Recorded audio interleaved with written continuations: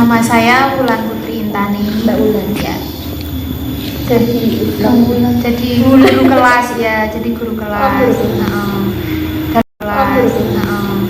Dalam satu kelas itu ada berapa nomor ya? 4. Ada kelas 2, kelas 4, kelas 7 sama kelas 5 dalam satu kelas. Per ketunaan yang saya ajar itu tunagrahita. Ya, tunagrahita. Mungkin awal-awal tanya dulu, mungkin awal sekolah ini didirikannya kapan? Pertama itu kan dulunya di sana ya, nggak di sini dulu. Di sana itu mana? Di Campurjo. Itu Campurjo. tanahnya masih numpang. Punya TPK ya Bu ya, TPK. Lalu berdirinya ini pindah ke sini itu berawal dari Bu Lulu sama Pak Kadiono namanya. Nah, Bu Lulu sama Pak Kadiono itu yang mendirikan SLB ini. Beliau melewati rintangan yang sangat sangat panjang, berliku-liku ya, sampai sampai Pak Kadiono sama Bu Lulu itu menjual kendaraannya untuk membeli tanah ini gitu. Untuk membeli tanah ini, lalu ini dibangun. Sebelum ini dibangun, anak-anak masih di Campurjo. Lalu hasil dari itu penjualan motor itu tadi buat merenovasi membangun ini, dan tanahnya itu masih nyicil buat DP lah. Nah itu separuh buat DP, separuh buat mendirikan sedikit lalu pindah ke sini. Dulunya itu belum seperti ini, dulunya masih belum tembok, belum Gede. masih gede. Dulunya belakang sana juga masih gede. Soalnya kan belum ada dana gitu. Kalau sekarang alhamdulillah sudah.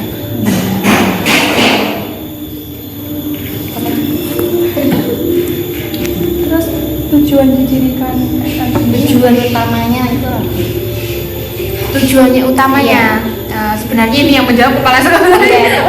Nah, tujuannya mendirikan SLB ini untuk kalau Pak Kadiono ya, itu untuk membantu anak-anak yang berkebutuhan khusus. Kan banyak sekarang anak berkebutuhan khusus itu dijarke lah sama orang tuanya, nggak disekolahkan, nggak diapalah. Beliau itu membantu anak-anak seperti itu untuk disekolahkan gitu. Jadi misake juga. Maka itu Pak Yono sama Bu Lulu itu berpikiran untuk mendirikan SLB, membantu anak-anak yang berkebutuhan khusus, dibiarkan begitu saja sama orang tuanya. Jadi kasihan. Untuk apa? Padahal mereka juga mempunyai kemampuan yang berbeda-beda, mempunyai prestasi sebenarnya. Tapi kan kebanyakan anak-anak berkebutuhan khusus malah dijarke seperti itu. Iya, betul sekali. Jadi untuk siswa datang ke sekolah itu diantar orang tua atau Ada yang diantar, ada yang antar jemput. Kebanyakan itu yang antar jemput. kalau cakupannya itu biasanya dari siswa itu yang daerah sini atau ada juga yang dari jauh? Oh, ada yang dari jauh. Sana Semarang situ ada Ngalian, ada Ijen, ada. Terus sebelah sana itu Brayo juga ada, itu juga antar jemput. Kalau yang di Ngalian itu kan udah besar, jadi dia ngebis. Bisa, udah besar soalnya. Mungkin karena mampu lah dia. Sudah mampu. Kalau yang belum mampu masih kecil itu kan di sini tingkatannya dari TK. Nah, kalau yang kecil kan masih di antar jemput. Kalau jumlah siswanya itu berapa? Jumlah siswanya itu belum. 93. Ya. Berapa kelas tadi? Untuk kelasnya berapa kelas ya? Itu dari kelas 1 atau bagaimana? Itu dari TK. TK, dari TK Semua jenjang sampai SMA gitu kelas ya. Bahkan ada yang kuliah di sini. Ada. Jadi udah lulus maunya pengen sekolah. Jadi di sini diajari keterampilan seperti menjahit juga ada, membatik ada. Untuk biayanya itu beda-beda menurut kemampuan orang tua. Karena ini itu yang penting itu yang utama kan saja. Untuk pembayarannya itu ya ada yang SPP-nya bawah 100, 250 ada. tergantung kemampuannya. Jadi bisa dipatok juga. Kita tidak mau berapa Kalau dari guru sendiri apa sih mungkin kendala yang Kalau untuk kendala itu ya biasanya itu sarana prasarana itu yang memperbantu karena kita itu kan ABK ya, ABK itu kita harus mempunyai banyak sarana prasarana tapi itu kurang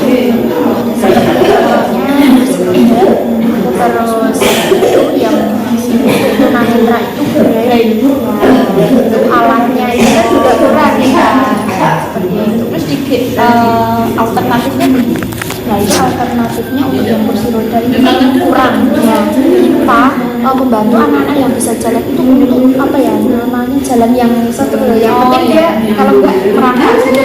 Nah itu alternatif kalau merangkaknya tidak punya tapi kurang lah. Yang dulu itu kan ada gurunya sekarang. Ya keren juga.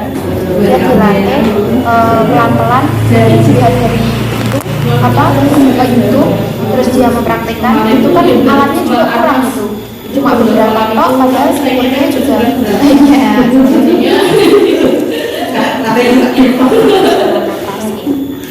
kalau dari siswanya sendiri mungkin siswa belajarnya senang atau mungkin ada juga ya kayak bandel juga kayak anak-anak pendidikannya bagaimana? Kalau ABK itu macam-macam Iya, ada yang bandel ada yang suka gitu. Di sini kalau kita ada yang autis autis itu kan betul sekali tidak bisa dikontrol. Dia itu kalau apa-apa kemauannya nggak tercapai ya itu juga apa namanya gurunya juga bisa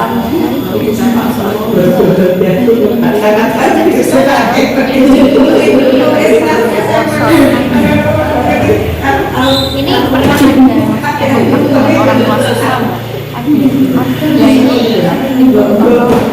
peran orang tuanya ke anak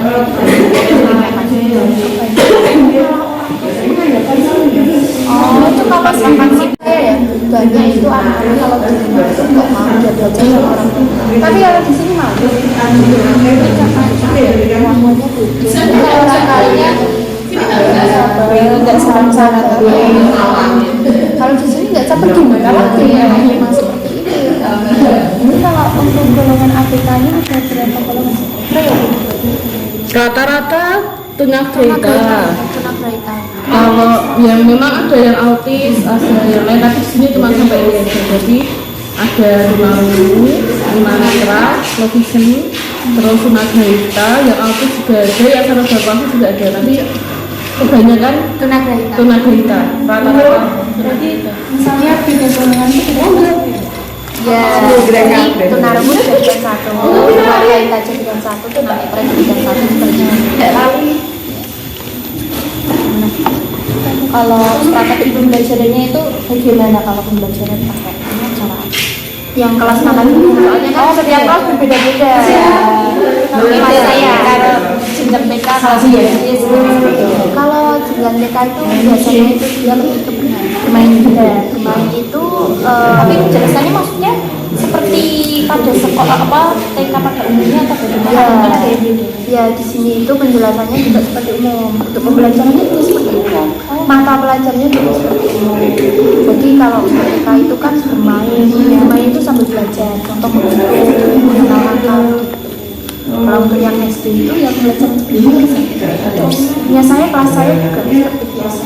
Tapi anak-anak berarti apa ya mampu mengikuti pembelajaran Mampu, tapi kalau di SD itu seumpama dia belajar sampai angka 100 kita di bawah itu.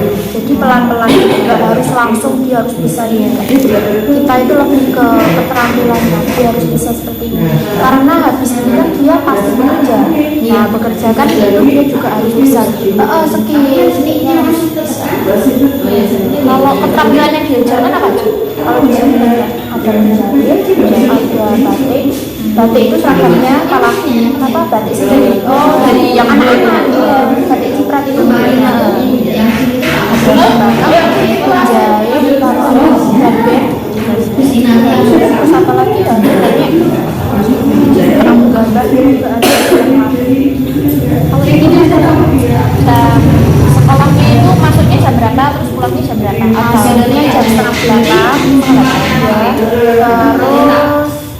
pulangnya itu jam 12 setengah satu karena kita itu kan punya modal ya, kita punya modal di sekolah jadi yang ikut modal itu ngaji sampai jam 2.